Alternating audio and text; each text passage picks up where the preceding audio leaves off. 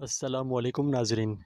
15 شعبان یعنی شب برات کیا ہے، اسلام میں اس کی کیا اہمیت ہے، اور آج کل اس کے حوالے سے جو باتیں مشہور ہیں، یعنی اس میں تقدیر وغیرہ کے فیصلے ہوتے ہیں یا اسی طرح کے کچھ اور معاملات، تو ان کی دین اسلام میں کیا حیثیت ہے، اور یہ کہ عام مسلمان اس میں کیا کرے کہ وہ گناہ سے بھی محفوظ رہے اور ثواب کا بھی حقدار بنے۔ ناظرین، آج کی اس ویڈیو میں اس مضمون پر کافی تفصیل سے بات کروں گا اور اپنی پوری کوشش کروں گا کہ آپ کو بالکل اوتھینٹک معلومات فراہم کروں۔ ناظرین، اگر یہ ویڈیو تھوڑی سی لمبی ہو جائے تو میں اس کے لیے معذرت چاہتا ہوں، کیونکہ اگر اس مضمون پر تفصیل سے بات نہ کروں تو اندیشہ ہے کہ میری بات کی کچھ ٹھیک سے سمجھ میں نہیں آئے گی۔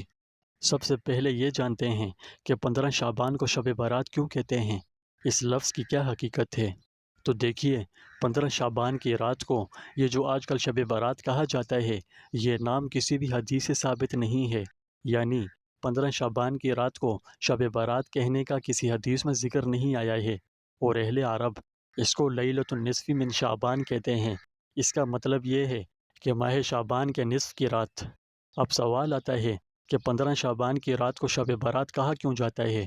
بعض کہتے ہیں کہ اس رات میں یعنی 15 شعبان کی رات میں اللہ رب العزت بہت سے لوگوں کی مغفرت فرماتا ہے اور انہیں جہنم سے آزاد کرتا ہے، اور بعض یہ کہتے ہیں یہ رات گناہوں سے نفرت کے اظہار کی رات ہے، اس رات میں ہر قسم کے گناہوں سے برات اختیار کرتے ہیں، تو اس لیے 15 شعبان کی رات کو شب برات کہتے ہیں۔ اگر اس حد تک اس کا نام شب برات کہا جاتا ہے تو پھر تو ٹھیک ہے، لیکن اس سے بڑھ کر اس نام کی کوئی حیثیت نہیں۔ یہ بات تو سمجھ میں آ گئی کہ اس رات کو شب برات کیوں کہتے ہیں۔ ناظرین، اب آتے ہیں اس سوال کی طرف کہ اسلام میں شب برات کی کیا اہمیت ہے۔ شعبان میں 14 اور 15 شعبان کی درمیانی رات یعنی 15 شعبان کی رات، یا یوں سمجھیے کہ جسے ہمارے یہاں شب برات کہا جاتا ہے، اس رات کی بہت فضیلت ہے، اور عام راتوں کے مقابلے میں اس رات میں عبادت کرنا عام راتوں کی نسبت زیادہ اجر و ثواب ملتا ہے۔ اس رات کی فضیلت کے حوالے سے 17 صحابہ کرام سے روایت ہے کہ اس رات میں عبادت کرنا فضیلت رکھتا ہے۔ ان میں سے بعض روایتیں سند کے اعتبار سے کمزور بھی ہیں، لیکن ان تمام 17 روایتوں کا مجموعہ بے بنیاد نہیں ہے، اس لیے شب برات خصوصی فضیلت رکھتی ہے۔ اس میں عبادت کا اور نفلی نمازوں کا اہتمام کرنا خصوصی فضیلت رکھتا ہے، اس لیے مسلمانوں کو اس رات میں عبادات کا خاص اہتمام کرنا چاہیے، لیکن اس بات کا خاص دھیان رہے کہ عبادات صرف ایسی کریں جو رسول اللہ صلی اللہ علیہ وسلم نے بیان فرمائی ہیں۔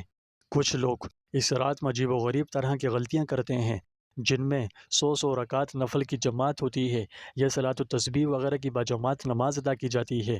تو یاد رکھیں کہ اس مبارک رات میں ان چیزوں سے بچنا چاہیے، اور عبادت ایسی کریں کہ ہر بندہ انفرادی طور پر اپنے اپنے گھروں میں ذکر و تلاوت کریں، نفل پڑھے اور دعائیں کریں۔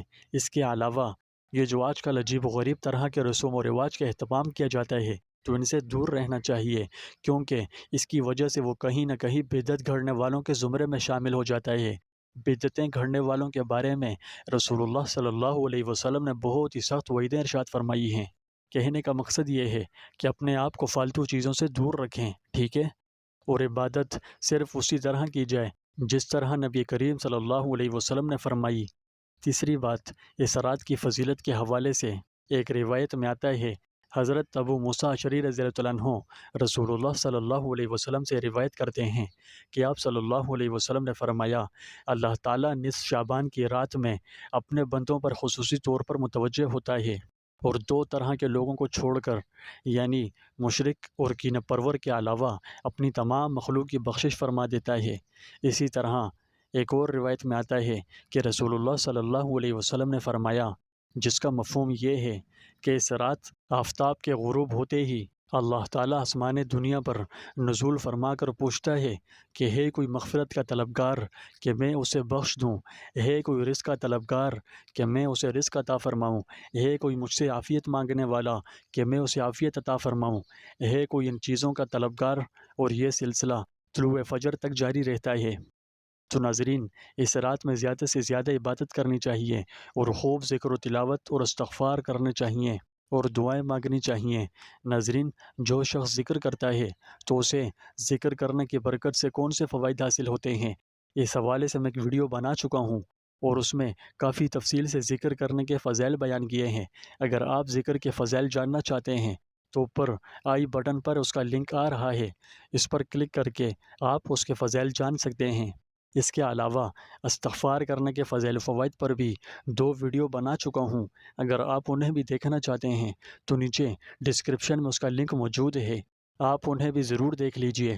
انشاءاللہ آپ کے بہت کام آئیں گی، آپ انہیں ضرور دیکھیے گا۔ میں اپنی بات یہیں ختم کرتا ہوں۔